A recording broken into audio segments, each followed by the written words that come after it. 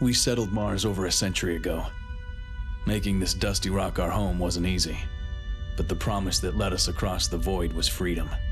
Something my family's bled for many times. Hello there, Sarah from 17 once again, introducing you to the next section in my red faction Armageddon. Armageddon? That's not even a word. Armageddon. Is it Insanity, I do believe? Insanity difficulty video walkthrough, or insane difficulty should I say, my bad. It's been a while, I do apologise guys, but we are destroying infected buildings on this mission, and it's been a while since we've been in the shoes of Darius Mason thanks to Deus Ex and Resistance 3. It's been quite a long time actually, but we are back on track and I should have this guide up hopefully pretty quickly. The only problem with this one is it does have long videos. It has extremely long videos for some reason, and they do take a while to commentate over. So this one here, we're going to be going through all these different areas. Aliens are going to be spawning and trying to, you know, mess with our shit, and it's just a case of if there is a red aimer on the screen and in the top right where it says destroy 0 to 5, unless you have all 5 of those destroyed, you are not going to finish this level. So all you have to do is destroy the buildings whichever way you want to, utilize the fact that everything on this game falls over in a really satisfying way, and you have several weapons in order to help you achieve that goal.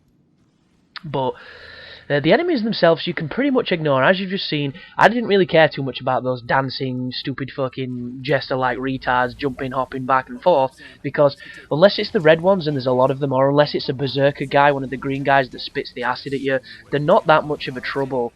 I mean, over here we've got a lot of nests to my right, but it's an infected building, so that's exactly what you're expecting. And a good combination is this gun right now, which is obviously the charge thrower, or whatever the hell it's called, because it's got a lovely arc to it, so you can use it a little bit like the boom shot and just, you know, measure your shots and hit them from a distance. And it's just simple things here, it's rudimentary things that you've been doing your entire gaming career, whereas always make yourself as hard a target as you can so that nothing can hit you. Always be trying to jump, be trying to roll, and be evasive if anything's, you know, tagging you a little bit too much so that your life can regenerate. And if you're having a cakewalk like I seem to be having right now, just have fun with it, just do what you can. And when all else fails, a magnet gun to the face and, you know, a piece of metal is going to end with a happy ending. And that thing there, I can't remember its name, but the little bastards, the crawlers or whatever they're called, he is like the big daddy of them.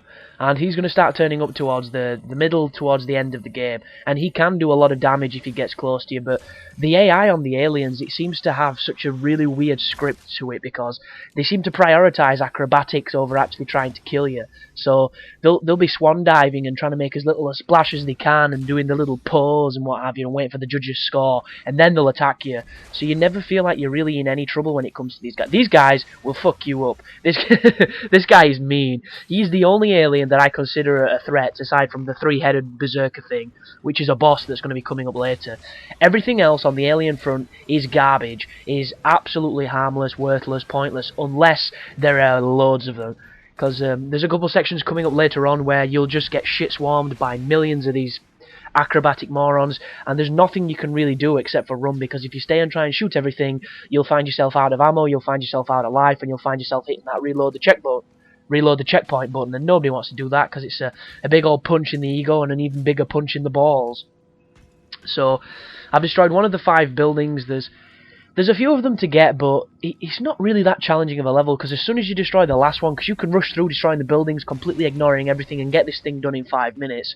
Because as soon as that last building falls, regardless if you have half an army of aliens on your ass, you can hold square, hold X. Is it X? I think it's X. Yeah, you'll hold the button that enables you to finish the level, and you'll teleport to the cutscene and the job is done. So it really is pretty simple, and because of that very fact, I'm going to talk about something different, because I do like this guide for the sake that when it comes to me talking strategy, there's only a few areas that I need to, and when it comes to me talking shit, I can do it in abundance, and a lot of people like it. So I watched a couple films the other day, and anybody who's familiar with my channel will know this is not a rare occasion. This is something I do quite frequently as a human being. And they were both rom-com type, you know, derivatives, and I expected very little of both of them. The first one was Friends with Benefits. The second one was The Change-Up. So, Friends with Benefits, for those who do not know, is your standard, you know, romantic comedy that you can pretty much write that's got Justin Timberlake, Miley Kunis in it, and it's about two people that break up from a relationship, and they kind of get broken up with by their partner, and the partner always drops this really stupid fucking line of, it's not me, it's you, type of thing. And they're kind of bitter. They meet through business, these two that have had this breakup, and they kind of form a friendship, and they do the whole, why should we mess this friendship up by including, emotional feelings to it, and sex is almost mechanical when you do it correctly, so why don't we be fuck buddies? And that is the logic behind the movie. And obviously, they get feelings for each other, and they develop and what have you, and in the end they run off into the sunset with, John Wayne and Louis Kennedy or whatever. But along the way there is some pretty interesting stuff that happens. It's all pretty predictable and, cliche, generic, all that kind of things, but the script is really good, and there is a lot of legitimate laughs just because it's pretty witty. And as much as I hated Justin Timberlake as a singer, and still do, the guy can act. And I'm one of those people that, as soon as a musician goes into the acting trade or goes into theatrics, and you kind of like, this dude thinks he can fucking do everything just because he sang a few songs with Dido. And a lot of the times, look at that. This is going to happen to me 2 more times, people. And the reason for it is, I didn't fully finish repairing the stairs. And if you don't, you will find that the physics engine has a lovely habit of tossing you down holes. And that does sound awfully hardcore pornographic, but it's not. It's just a turn of phrase, so don't salivate too much, you internet fiends. But yeah, I hated, look, here we go again, everything about Justin Timberlake. The guy was a douche in my eyes, absolutely hated him, but the guy can act. He's a solid actor, and every performance he's put through has been pretty good, and I do enjoy the films he's in. Miley Kunis, we all know Miley Kunis can act. She's also extremely beautiful, so she pulls the entire thing off. And it's just funny. It's nothing too serious. It's nothing too, you don't need to turn your brain on to watch it. It's not like you're going to be delving into intricate serpentine labyrinthine plots. It's just very simple, very standard stuff, but very enjoyable at the same time. And I got the change up as well afterwards. And this, for all intents and purposes, I don't know if you're like me, but I had no interest in seeing that film. All the adverts were like, 2 guys, one guy's a married man, the other guy is not. They swap lives, and now he's got shit on his face, and the other guy's fucking all the ladies. Woohoo! So funny! $2 million. And I was just kind of like, well, yeah, it's kind of like Big. It's kind of like 9 million other movies. Is this really what Hollywood's got to? It's finished doing all the remakes, and now it's just scraping the barrel and slopping the shit on the film. And I was just, how can they get any more cliched? How can they get any more, classic movie tropes done before, done to death kind of thing? And I downloaded it because I saw that there was a DVD screener of it, which is obviously decent quality. And it was just like, I'm not really too bothered about watching it. And I watched it yesterday, and I've got to say, guys, probably the funniest film I've seen all year. And I was absolutely stunned. This, to me, is the Hangover of this year. It's better than Hangover 2. I was like a little girl. I can't even explain it. It was just funny as shit from start to finish. The acting is great. Both of the guys in it, Ryan Reynolds and, I can't remember his name, Jason Bateman, both of them absolutely stellar performances.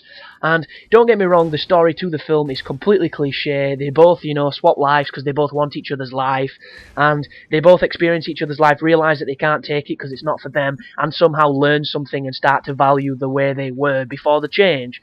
And it goes for some pretty, interesting directions in the story, but every couple of minutes there's a gag or there's a witty remark or something, and it's just really funny. It's so well written, and some of the gags that do come up are they just slap you in the face. You don't see them coming, and they're so funny. They're legitimately funny, and it's not, they just fell over, ha ha ha, everybody laughs because there's canned laughter like fucking Friends. It's full on, oh my god, that shit is funny, I'm laughing because this is legitimate.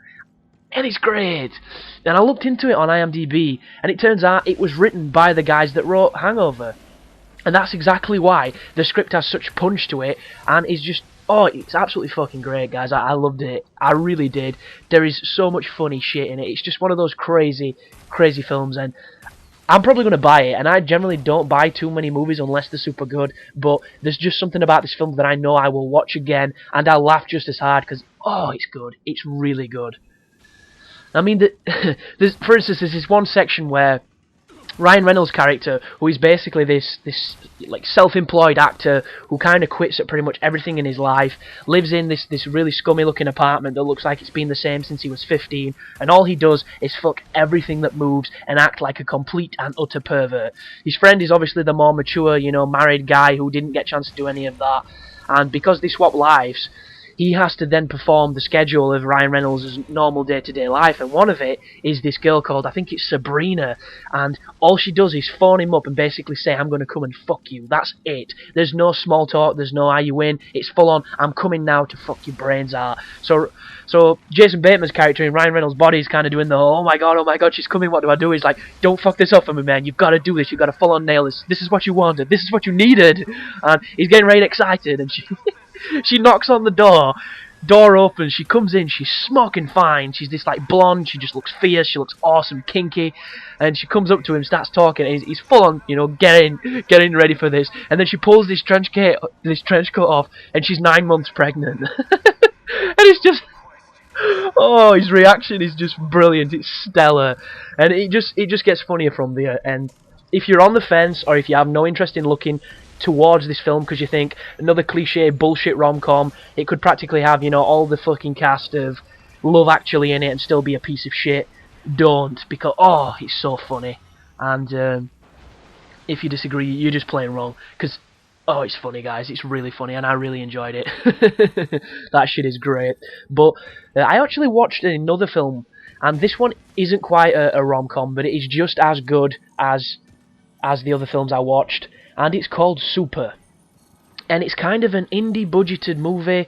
It's kind of, very off the wall and very innovative in what it does and some of its angles.